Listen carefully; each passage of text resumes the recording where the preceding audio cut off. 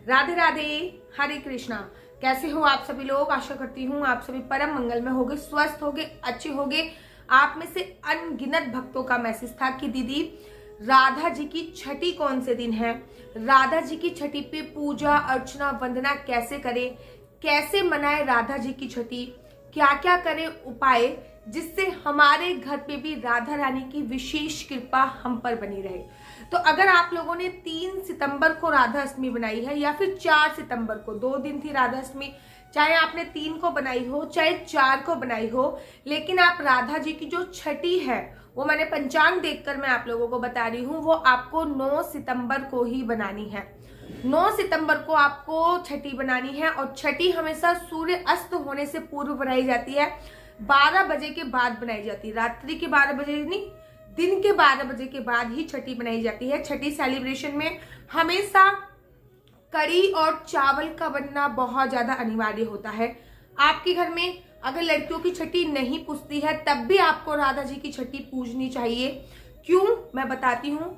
ऐसा बोला जाता है कि छठी पर, वैसे तो हमारी क्या औकात की हम भगवान की छठी बनाए, हम राधा रानी की छठी बनाए, हम उनकी छठी बनाए जिनके मंदिर में हम लोग जाते हैं और राधे राधे बोलते हैं और सारे पाप कट जाते हैं। हमारी इतनी औकात नहीं है कि हम उनकी छठी बनाए, लेकिन फिर भी हमने उनको लाडली अपनी बच्ची के स्वरूप राधा रानी के स्वरूप बनाया हुआ है, उनका प्राकट्य दिवस बनाया। तो ये एक उत्सव ही होता है।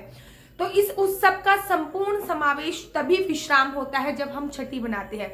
श्री कृष्ण जी का प्रादुर्भाव हुआ, फिर हमने उनकी छठी बड़ी धूमधाम से बनाई, ठीक है। मैंने तो नंद उत्सव भी बनाया था, आप लोगों ने बनाया नहीं बनाया मुझे नहीं पता।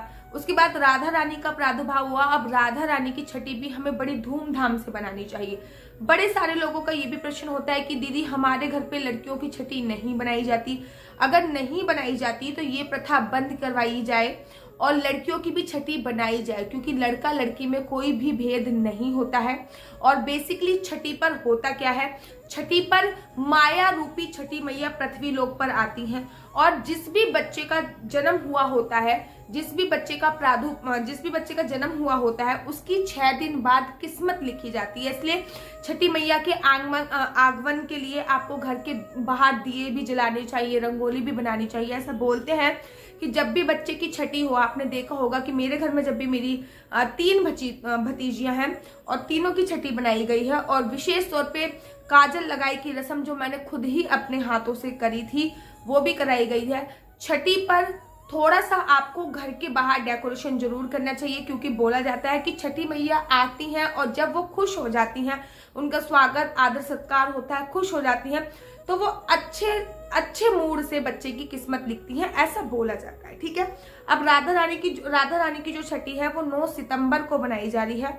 आप लोगों को इस बात का विशेष ध्यान रखना है कि 12 बजे के बाद आपको, मतलब सुबह की जो पूजा अर्चना वंदना होती है वो आपको कर लेनी है। सुबह आप उठने के बाद आपने जो भी पूजा अर्चना वंदना है आपकी वो आपको कर लेनी है। जो उनसे भी वस्त्र पहनाने हैं आपने पहना दिए। 12 बजे के बाद जब 12 बज जाए, 1 बजे, 2 बजे, 3 बजे, 4 बजे, 5 बजे, 6 बजे तक आप ये काम कर सकते हो। राधा रानी को दोबारा से आपको पंचामृत से स्नान कराना है। स्नान कराने के तत्पश्चात आपको उनको पीले वस्त्र पहनाने हैं, ठीक है ना। छठी पर बेसिकली नियम क्या होता है कि पीले वस्त्रों को ही प्रधानता दी जाती है। अगर आपके घर पे भी किसी बच्चे की छठी बनाई जा रही है तो तब भी मैं ये कहती हूँ कि पीले वस्त्रों को ही प्रधानता दी जाए। अगर राधा रानी की छठी बनाई जा रही है तब भी मैं ये कहूंगी कि पीले वस्त्रों को प्रधानता दी जाए। वैसे तो राधा रानी पीताम्बरधारी नहीं है, वो नीलांबरधारी अर्थात नीला रंग उनका पसंदीदा है, लेकिन छठी पर पीले वस्त्र ही पहने जाते हैं, ठीक है। आप लोगों के पास अगर पीले वस्त्र हो तो आप लोग भी पीले वस्त्र पहनिए। उनका पंचामृत से स्नान करा के उसके बाद आपको उनको पीले वस्त्र पहनाने हैं। अब आपको बड़े सारे लोगों को कंफ्यूजन लगती थी सुबह पंचामृत से स्नान कराना है या दोपहर को। तो दोपहर को जब आप छठी सेलिब्रेट कर रहे हो तब आपको पंचामृत से स्नान कराना है और पंचामृत से स्नान कराने के तत्पश्चात आपको उनको पीले रंग के वस्त्र पहनाने हैं।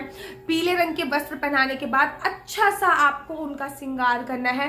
श्रृंगार करने के बाद काजल जरूर लगाना है और उस काजल को आपको साल भर खुद भी यूज करना है। जैसे कि कृष्ण जी की छठी पर मैंने कन्हैया जी को काजल लगाया था और उस काजल को मैं देखो अभी भी मेरी आंखों में जो वो काजल है वो मैं साल भर यूज करती हूँ। कृष्ण जी की छठी पर नया लेके आती हूँ और साल भर यूज करती हूँ। अगर राधा रानी घर पे नहीं है तो छठी कैसे बनाए? कन्हैया जी को राधा स्वरूप बनाकर उनकी भी छठी बनाई जा सकती है। काजल जरूर लगाएं। और उसके बाद हमेशा मैं कहती हूँ, जैसे कृष्ण जी को अपने घर की चाबी दी थी, वैसे ही राधा रानी को अपने घर की चाबी जरूर दीजिए और मन ही मन उनसे ये बोलिए कि अब हमने अपनी जिंदगी का जो भार है, अपनी जिंदगी की जिम्मेदारी, अब ये घर मेरा नहीं है, अब ये घर तुम्हारा है, क्योंकि मैंने अपनी जिंदगी का भार अब आप पे छोड़ दिया है। अब तारो या पारो या पार करो या तार करो, सब आपकी मर्जी है। मैं हमेशा कहती हूँ कि ऊपर वाले को अपनी एक उंगली पकड़ा के देखिए, अगर वो आपका हाथ ना पकड़ ले तो फिर मुझसे कहिएगा। उसके बाद आपको कढ़ी चावल इस दिन विशेष तौर पे बनाने होते हैं। कढ़ी चावल का भोग लगाइए। कढ़ी चावल के भोग के साथ साथ अरवी की सब्जी का भोग भी बहुत जरूरी है। कोई एक मीठी चीज होनी है, अर्थात खीर भी आप लोग बना सकते हैं। इस दिन कोई भी व्रत नहीं रखा जाता है। छठी केवल एक उत्सव की तरह बनाई जाती है। कढ़ी चावल, अरवी की सब्जी, पूरी, और आप लोग इस दिन कोई भी एक सब्जी और बना सकते हैं और खीर बना सकते हैं। मैं हमेशा कहती हूँ छठी अर्थात 6 दिन बाद बनाई जा रही है, तो आपको 6 प्रकार के भोग तो कंपलसरी है। उसके बाद आपको ये चीजों का भोग लगाना है। अगर 6 का नहीं लगा सकते तो कढ़ी चावल और अरवी का तो भोग जरूर और जरूर लगाइए। उसके बाद राधा रानी को उपहार स्वरूप कुछ दीजिए। आप पैरों की पायल दे सकते हैं, आप घुंघरू वाली पायल दे सकते हैं, आप गले का नेकलेस दे सकते हैं, कानों के कुंडल दे सकते हैं, मांग टीका दे सकते हैं, हाथों में पहनने वाला कुछ दे सकते हैं। जो भी आपकी श्रद्धा हो वो आप दे सकते हैं। अगर इनमें से कुछ नहीं देना चाहते तो आप अष्ट सखियां उनको गिफ्ट कर सकते हैं। जो भी आपके पास अष्ट सखियां आपको अमेजोन से मिल जाएंगी, फ्लिपकार्ट से मिल जाएंगी। अगर आप चाहो तो मैं आपको लिंक भी प्रोवाइड करा दूंगी। और आप चाहो तो तुलसी माला भी दे सकते हैं। राधा रानी के नाम की छोटी सी तुलसी माला आती है, तो वो भी आप लोग उनको दे सकते हैं। अगर इनमें से कुछ भी उपलब्ध नहीं है तो कुछ पैसे आप उनके ऊपर से निकाल के रख सकते हैं और बाद में वो चीज परचेस कर सकते हैं, ठीक है। इसके बाद आती है गिफ्ट देने के बाद बारी आती है आपको नौछावर करनी है। नौछावर का बहुत बड़ा महत्व होता है हमारे सनातन धर्म में। नजर ना लग जाए इसके ऊपर नौछावर की जाती है। आप 10 रुपए, 20 रुपए, 30 रुपए, जो भी आपकी श्रद्धा है, आप उसको लेकर अपनी राधा रानी के सिर से आपको वारना है। और वारने के बाद वो नौछावर आप किन्नर को दे सकते हैं, किसी गरीब को दे सकते हैं, किसी जरूरतमंद को दे सकते हैं। इनफैक्ट XYZ घर पे नहीं रखने होते हैं, वो इस बात का आपको ध्यान रखना होता है। और उसके बाद आती है अलाएं बलाएं उतारने की, अर्थात आपको राधा रानी को जब उन्होंने भोग लगा दिया, आपने अच्छे से वस्त्र पहना दिए, सब कुछ कर दिया, उसके बाद आप उनकी अलाएं बलाएं उतारिए। अर्थात ऐसे करके उनसे लाड लड़ाइए। ऐसे 3 बार आपको करना है। अलाएं बताएं, इसको कहते हैं अलाएं और बलाएं उतारना। तो इस प्रकार से राधा रानी की जो छठी है बहुत सिंपल तरीके से बनाइए। जो कढ़ी चावल बने हैं उसका सेवन आप भी कीजिए, पड़ोसियों को भी बांटिए, मुझे भी खिलाइए, आप भी खाइए। मैं भी बनाऊंगी कढ़ी चावल उस दिन।